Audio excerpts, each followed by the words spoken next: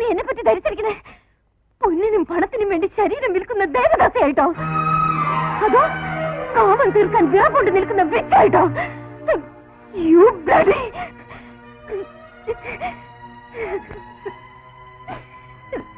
ദേവദാസിയുടെ ആവശ്യം കഴിഞ്ഞില്ലേ?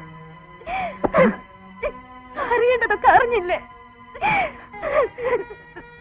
സുനികുമാരന് തൃപ്തിയായില്ലേ? ഇനി കൊട്ടാരത്തിലേക്ക് മടങ്ങിപ്പോകും.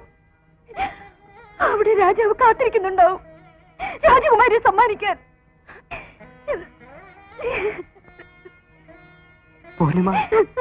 Get lost! I say you get out!